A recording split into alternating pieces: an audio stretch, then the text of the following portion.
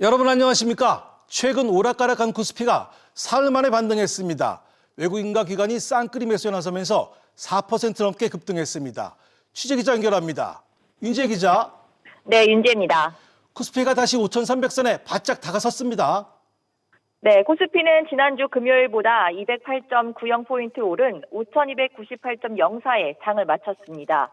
코스피는 전장보다 4.13% 오른 5,299로 출발해 한때 5,322선까지 오르기도 했습니다. 개인이 3조 2,980억 원을 팔아치우며 역대 최대 규모의 개인 순매도액을 기록했는데요. 하지만 기관과 외국인이 각각 2조 7천억 원, 4,400억 원 넘게 사들이며 지수 상승을 이끌었습니다. 지난 주말 미국 뉴욕 증시에서 최근 낙폭이 과도했다라는 인식에 기술주 중심으로 저가 매수세가 유입됐고 3대 지수가 모두 큰 폭으로 반등한 영향으로 풀이됩니다.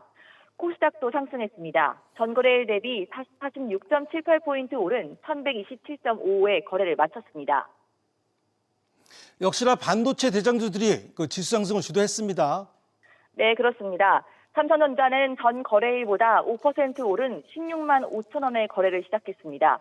프리마켓에서 삼성전자가 17만 원까지 오르며 사상 처음으로 17만 전자를 기록하기도 했습니다. SK하이닉스도 전장 대비 5.72% 오른 88만 7천 원에 장을 마쳤습니다. 아울러 현대차, LG에너지솔루션이 각각 2%씩 올랐고 SK스퀘어 9.53%, 두산에너빌리티 7.19% 등 크게 올랐습니다.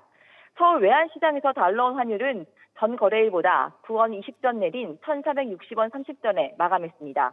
환율은 장중 1,460원 초반과 1,450원 후반 사이를 오갔는데요. 위험 회피 심리가 일부 사그라들면서 환율이 주간 거래 종가 기준 지난주 3거래 연속 상승세를 멈추고 하락했습니다. SBS BD 윤재입니다.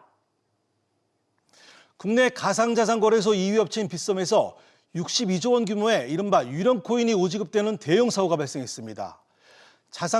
가상자산 시장 시스템에 대한 구조적인 취약점을 드러내자 금융당국도 제도 개선 논의에 착수했습니다. 이민호 기자. 네, 이민호입니다. 사건은 지난주 금요일에 터졌죠? 네, 빗썸이 이벤트 당첨자에게 62만 원을 지급하는 과정에서 1억 배가량 불어난 62조 원이 오지급되는 사태가 벌어졌습니다. 지난 6일 오후 7시 빗썸 마케팅 직원이 랜덤박스 이벤트 당첨자에게 지급 금액 기준을 원이 아닌 비트코인 62만 개를 지급하면서 사태가 일어났는데요. 빗썸은 20분 만에 오지급을 인지하고 당일 7시 40분에는 99.7%를 회수했습니다. 빗썸 측이 다음 날인 7일 새벽 공지를 올리고 곧이어 대응책을 발표했습니다. 빗썸은 오늘부터 일주일간 거래 수수료를 모두 면제하는 한편 사고 당시에 빗썸에 접속한 고객들에게 2만 원을 지급하고 있습니다. 이 같은 조작 실수, 이른바 펫핑거 사태는 지난 2018년 삼성증권에서 배당금 1,000원을 지급하는 과정에서 자사 1,000주를 지급하면서 문제가 된 바 있습니다. 그럼 다른 가상자산거래소들은 이런 문제가 없는 겁니까? 네, 빗썸 측이 보유하지 않은 비트코인을 지급하면서 가상자산 거래소의 내부 통제에 대한 우려가 커지고 있는데요. 업비트와 코인원 등은 이를 방지하기 위해 사전 확보, 전용 계정, 상시 대조 체계가 구조적으로 작동하고 있다고 설명했습니다. 금융당국은 이번 사태를 단순 전산 사고가 아닌 거래소 운영 리스크로 보면서 고강도 제재가 예상되고 있는데요. 금융위원회는 가상자산 사업자 역시 금융사에 준하는 내부 통제 기준 마련 의무를 부과하는 제도 착수에 나설 전망입니다. SBS BG 이민호입니다. 이번 사태의 핵심 문제는 잘못 지급돼버린 코인 회수인데요. 빗썸도 아직 100% 회수가 안 된 상태라 비상이 걸렸는데 이렇게 받은 코인을 현금화하거나 이득을 취하면 법적으로 문제가 되는지 짚어보겠습니다. 취재기자 연결합니다. 오서영 기자. 네, 오서영입니다. 먼저 오지급된 비트코인 회수 현황 어떻습니까? 네, 빗썸도 잘못 지급한 코인을 다시 걷어들이기 위해 전력을 쏟고 있습니다. 앞서 매도된 비트코인 대부분을 회수하는 데 성공했지만 현재 비트코인 125개 상당은 되찾지 못한 상황입니다. 현 시세로 약 130억 원에 달하는데요. 오지급된 비트코인 99.7%는 사고 당일 즉시 회수했지만 0.3%는 이미 매도된 상황이었습니다. 빗썸이 즉시 거래와 출금을 차단했음에도 일부 당첨자가 이미 비트코인 1,788개를 발빠르게 처분한 뒤였기 때문인데요. 당첨자 수십 명이 은행 계좌로 30억 원가량의 원화를 출금하거나 알트코인 등을 다시 구매한 경우도 있는 것으로 보입니다. 그럼 만약 이미 코인을 팔아버린 고객이 안 돌려주면 어떻게 되는 겁니까? 네, 고객이 끝까지 반환을 거절하는 경우 법적 대응에 나설 수 있다는 관측도 나오는데요. 오지급된 코인도 일종의 차고 송금에 해당하기 때문에 이 고객이 부당이득을 취한 격이 되기 때문입니다. 부당이득 반환 청구 소송 시 빚섬이 돌려받을 가능성이 크고 고객은 돈을 토해낼 가능성이 큽니다. 민사와 달리 형사처벌의 경우는 법정 화폐로 인정되느냐가 쟁점인데요. 4년 전 대법원은 잘못 송금된 비트코인 14억 원어치를 이체했다 기소된 A씨에게 무죄를 선고한 바 있는데요. 현재는 가상자산 인식이 변해서 이 판례가 뒤집힐 수 있다는 분석도 나옵니다. 결국 잘못 지급한 비트코인을 팔아서 현금화했을 경우 민형사상 책임을 지게 될 수 있는 건데요. 현재 고객 일일이 접촉해 설득 중인 빚섬은 아직 법적 대응은 전혀 검토하지 않고 있다고 밝혔습니다. SBS 비즈 오서영입니다. 이찬진 금융감독원장도 이번 사태와 관련해서 위법이 발견되면 즉시 현장 검사로 전환하겠다고 강도 높은 경고장을 날렸습니다. 또 금감원 특별사법경찰관에서는 불법 사금융에 대해서만 인지수사권을 부여하기로 했습니다. 취재기자 연결합니다. 자, 정보윤 기자, 빚섬 사고에 대해서 그만큼 심각하게 보고 있다는 거지요? 네, 이찬진 금융감독원장은 빚섬 사고와 관련해 정확한 사실관계를 확인해 대응 방안을 마련 중이라며 일부라도 위법 소지를 발견하면 즉시 현장 검사로 전환할 예정이라고 밝혔습니다. 이번 사고를 계기로 가상자산 거래소 고객의 자산 보유 현황과 내부 통제 시스템 등을 점검할 예정이라고 덧붙였는데요. 이 원장은 특히 가상자산 정보 시스템의 구조적인 문제를 적나라하게 보여준 케이스라며 정말 심각하게 보고 있다고 강조했습니다. 거래소의 코인 오지급 사태 책임을 물을 수 있냐는 질문에 대해서는 판단할 부분이 있다며 가능성을 시사했는데요. 130억 원에 달하는 미회수 코인에 대해선 명백히 부당이득 반환의 대상이라고 밝혔습니다. 이에 따라 조만간 발의될 가상자산 2단계 법안의 입법 과정에서도 이번 사고로 드러난 유령 코인 등 구조적인 문제점이 집중 반영될 수 있도록 한다는 방침입니다. 논란이 된 금감원 특사경에 대한 그 인지수사권 부여도 정리가 됐죠? 네, 그렇습니다. 이 원장은 민생금융범죄 중 불법 사금융 분야에 대해선 특사경에 인지수사권을 부여하기로 금융위와 협의를 마쳤다고 밝혔습니다. 이 밖에 기업 회계 감리 등에 대해서는 인지수사권을 부여하지 않기로 뜻을 모았다고 말했는데요. 이에 대해선 특사경 확대에 대해 불편해하는 많은 기관이 있고 첫술에 배부를 수 없다면서도 국민적인 요구가 형성되면 입법 환경이 더 넓어지지 않을까 한다고 전했습니다.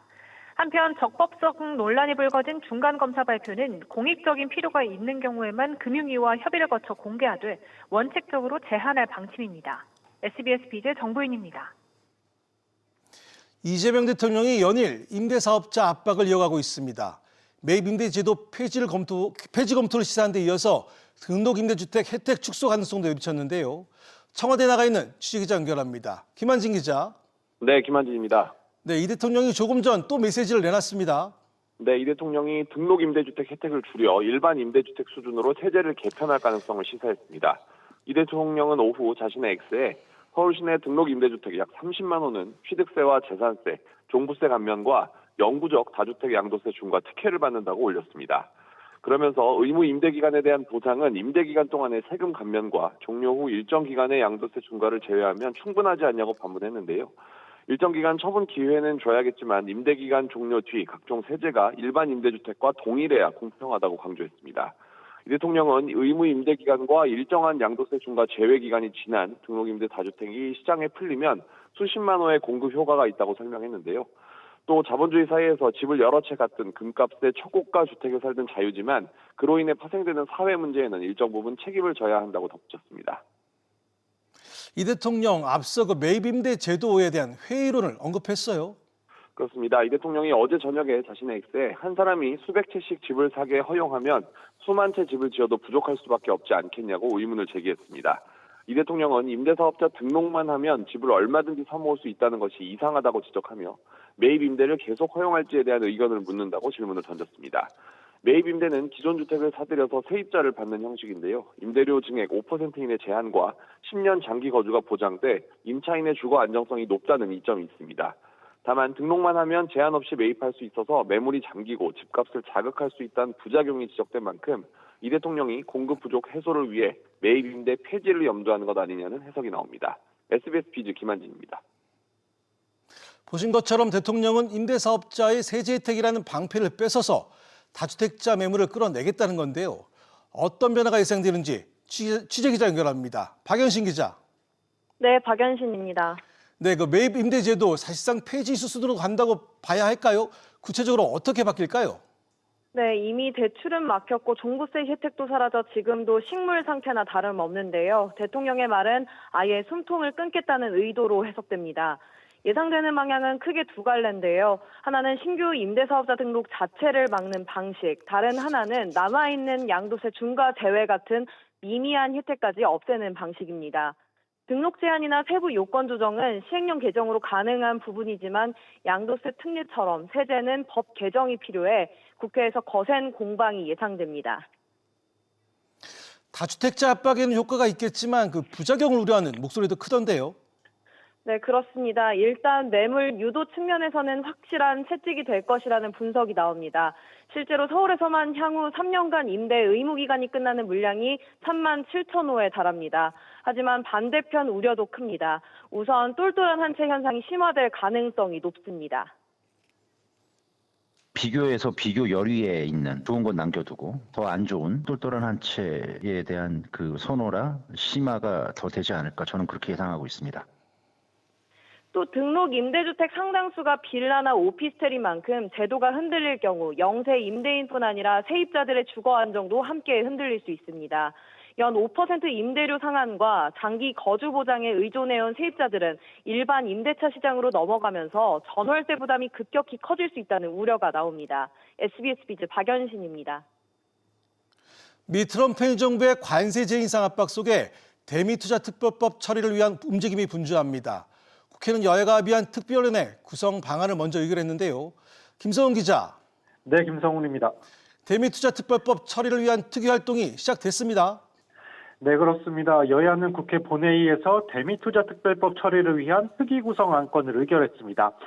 특위는 민주당 8명, 국민의힘 7명, 비교섭단체 1명 등 16명으로 구성되며 위원장은 국민의힘 의원이 맡는데요. 김상훈 의원을 위원장으로 임명한 국민의힘은 재정의와 정무위, 산자위 등 3개 상임위 소속 의원들을 2명씩 배치했습니다. 여당과 비교섭단체에서도 곧 특위위원을 발표할 예정입니다. 특위는 다음 달 9일까지 한 달간 운영이 시작됐는데요. 현재 발의된 8건의 관련법을 병합해서 대미투자에 대한 국회 동의 절차와 범위, 투자공사 자본금 규모와 낙하산 인사 방지책 등을 조율할 예정입니다. 우원식 국회의장은 특위가 한 달로 활동 기한을 정했지만 중대하고 급박한 사유가 있어 가급적이면 이달 중으로 법안 처리가 가능하도록 밀도 있게 논의를 부탁한다고 당부했습니다. 미국과의 협상 상황은 여전히 녹록지 않은 분위기죠. 네, 그렇습니다. 대정부 질문에 나선 조현 외교부 장관은 제이미슨 그리어 미 무역대표부 대표와의 논의 내용을 설명했는데요. 미 정부 측이 투자 합의 이행과 비관세 장벽 문제를 들어 관세 인상을 압박했다고 밝혔습니다. 들어보시죠. 자꾸 진척이 안 되면은 방법은 뭐냐면은 그 감정 없이 그냥 관세를 좀 높여서 자기들이 무역 적자를 좀 개선하려고 한다.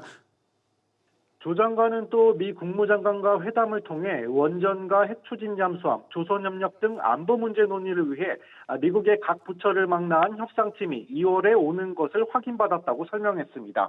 SBS 비즈 김성훈입니다. 보신 것처럼 이런 수출 우려 속에서도 주무부처인 산업통상자원부 장관이 낙관적인 전망을 내놨습니다.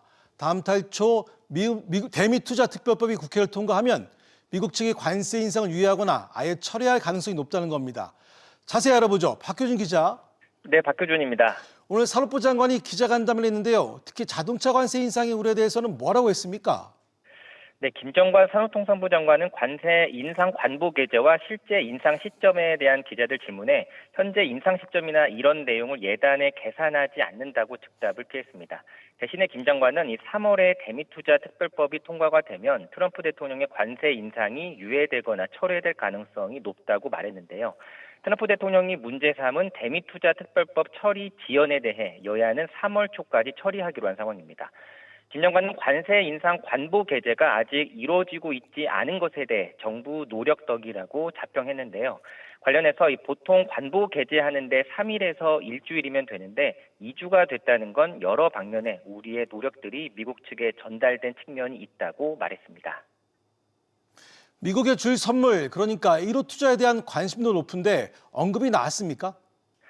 네, 김 장관은 현재 미국과 논의 중인 이 프로젝트가 있다면서 언론에선 에너지, 원전 등이 나오는데 프로젝트 하나를 놓고 논의하는 건 아니라고 말했습니다. 업계에서는 미국이 에너지나 조선 등에 대한 관심이 많은 것으로 알려지고 있는데요. 정부가 다방면에서 대미 투자 계획을 논의할 것으로 보입니다. 이 밖에 김 장관은 트럼프 정부의 25% 상호관세 위법성 여부에 대한 대법원 판단을 앞두는 상황에서 이 내부적으로 컨틴전시 플랜을 가동하고 있다면서 전체위원, 부분위원 합헌에 따라 준비를 하고 있다고 말했습니다. SBS 비즈 박규준입니다.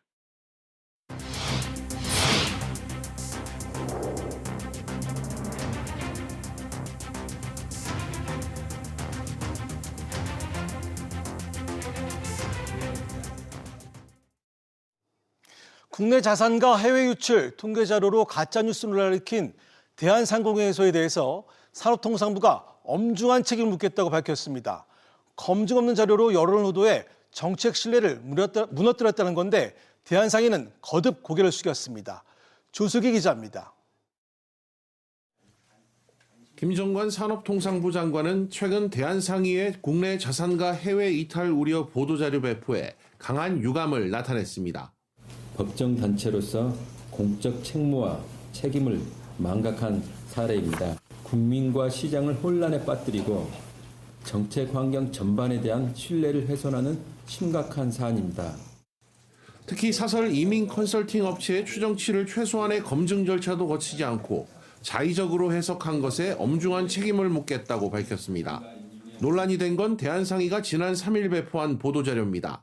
과도한 상속세 부담으로 인해 지난해 한국인 100만 장자 2,400명이 해외로 떠났다는 내용입니다.